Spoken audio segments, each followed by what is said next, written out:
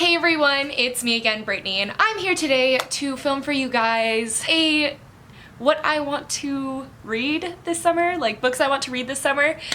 It's not really a recommendations video, it's just sort of like the books that I'll probably be drawn towards, and I figured I would let you guys in on this. I've seen a lot of people doing this, and I had a couple recommendations just asking for like a summer recommendations video. So I'm doing this, sort of like the books I want to read this summer, and if you want to read them too, take it as a recommendation. So yeah, I have 10 books. I really try to keep fantasy out of the list because you guys know I love fantasy, so that's not really a surprise. So I'd rather just stick to like the contemporary field of summer. So let's get started.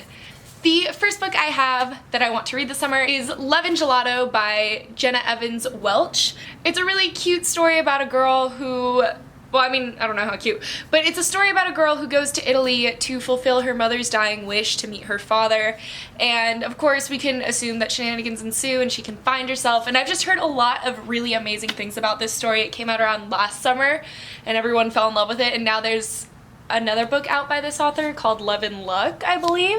So if I like this, maybe I'll pick that one up. Next up is a book that is pretty surprising that I haven't read yet, just because I've been intrigued by this book for so long that I'm surprised I've stayed away from it as long as I have. And that's To All the Boys I've Loved Before by Jenny Han. I did read her other series, The Summer I Turned Pretty, and I did really like that series. And this one is about a girl who, when she's getting over a major crush, writes a letter to that guy, and she keeps them away in a box until one day they somehow get sent out to those guys. So it just sounds really cute. The Netflix trailer just came out for this, and I watched it, and it was so good. So I just figured, like, it's about time that I pick up this book and maybe the rest of the series. I don't own it yet, but who knows what will happen, and I'll probably buy them. The next book I have is Eliza and Her Monsters by Francesca Apia. This book's premise reminds me of a lot of Fangirl, and as you guys know, I loved Fangirl when I read it earlier this year. It was just so cute, so perfect. It was everything I wanted, and this is about a very similar premise, as I said. It's about a girl who runs an online blog that does very well. It's very famous, but she kind of keeps it a secret from everyone at school. She just doesn't bring it up until one day a boy comes along who is a huge fan of her blog, and he transfers to the school or something, and he is one of the major guys that writes fan fiction for it.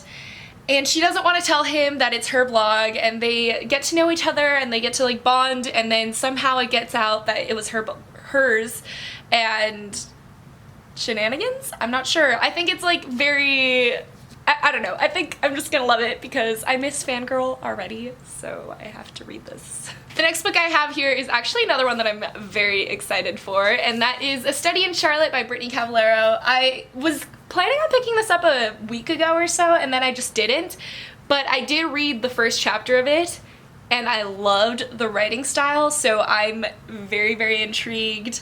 It's basically Sherlock Holmes, but like their descendants. So it's Sherlock Holmes and I think Jamie Watson? Yeah, Jamie Watson, and they both end up going to the same boarding school and don't really want to be friends is what I'm getting from this, but they get framed for a murder at their school, and so they have to go all detective and figure it out just like their ancestors did, which sounds so cute. I've always wanted to read Sherlock Holmes. I just was always intimidated by it. So this sounds like a very cute way to learn like the stories, but like modernized, because I think it's like very similar to like the stories, because I know there's like A Study in Sherlock. So and this next book isn't a contemporary, but it just for some reason gives me summer vibes, and that is Daughter of the Pirate King by Tricia Levenseller. I know it's not contemporary, but it's on the ocean, there's pirates, there's ships, and like, I don't know, Pirates of the Caribbean also reminds me of summer, and for some reason this reminds, well, not for some reason, it's pirates. And I've never read a pirate story, so I'm terribly intrigued. It follows a badass lady who is the daughter of the Pirate King, and she gets herself caught by an enemy ship just so that she can learn where a treasure is, and that alone was enough to capture my attention. Like, this girl is definitely a badass if she's just letting herself get captured for the greater good of the treasure. This next book isn't gonna be, I think, like a very fun and fluffy read. I think it's gonna be a more hard-hitting book, but I've wanted to read this for so long, and I just feel like during the summer is gonna be the perfect time, because if it makes me really sad, I can just go outside or something. But The Female of the Species by Mindy Mcginnis. I'm not 100% sure what this is about. I've heard mixed summaries, I guess, because I know that it tackles with a lot of very serious issues such as like rape, and that's the only one that's coming to mind right now, but I know it tackles a lot of serious issues.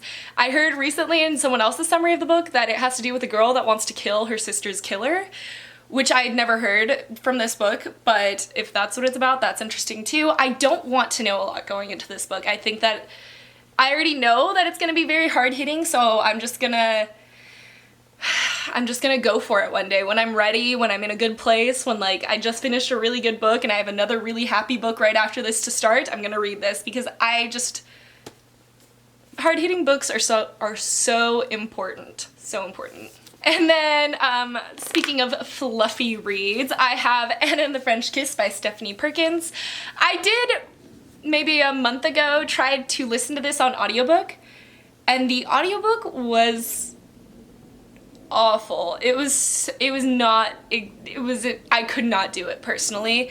Maybe it was just me, it's just the narrator, she did the actual girl's voice pretty well, but there's a guy with a British accent in this, and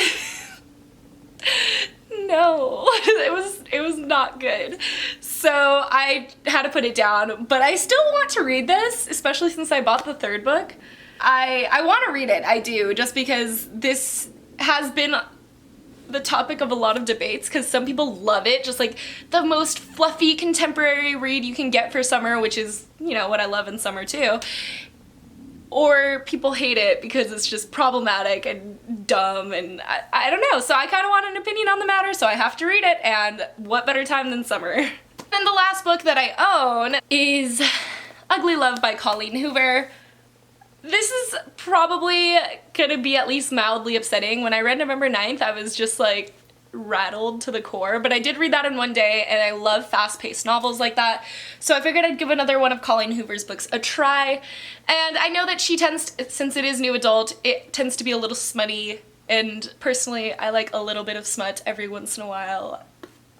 Sue me. This book, I believe, is about a girl and a boy who go into a friends with benefits relationship, which that alone sounds interesting, and the boy is like, you can't fall in love with me or else this is done, and she's like, okay, and I don't know, I think that it's gonna be kind of problematic in a way, because just from the summary it doesn't sound like it's the healthiest relationship, but I guess we'll see. And the next two books are books that I don't own, but I really want to get soon. So the next book is The Gentleman's Guide to Vice and Virtue by Mackenzie Lee. I wanted to read this so badly when it first came out, and I just never got my hands on a copy of the book, and I've regretted it ever since. And I know it's like traveling around Europe, and it's just fun and funny, and our narrator is amazing, so I definitely want to buy and pick up that book. Then the last one, this is a fantasy. I'm sorry. You guys,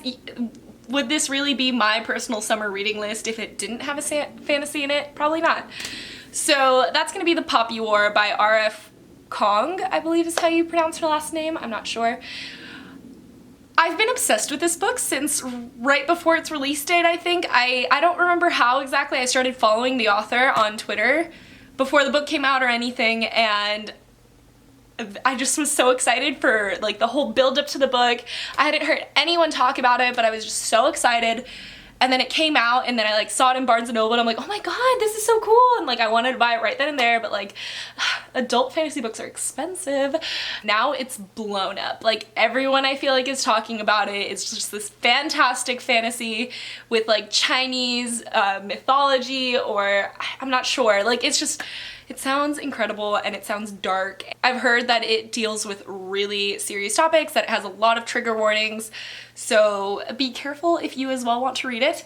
Just be ready for it. I believe that the author actually posted a list of all the trigger warnings, so I'm not sure though. I need to read it. So that's definitely on my list for this summer. So those are all the books that I'm going to try and get my hands on this summer, and, well, obviously there's going to be more, but these are the ones that I feel like are the most summery, besides a few, that I have on my shelves. So leave some comments down below letting me know what kind of summer reads you like to read. If there's any books that you specifically recommend, leave them down below. I'd love to hear your thoughts.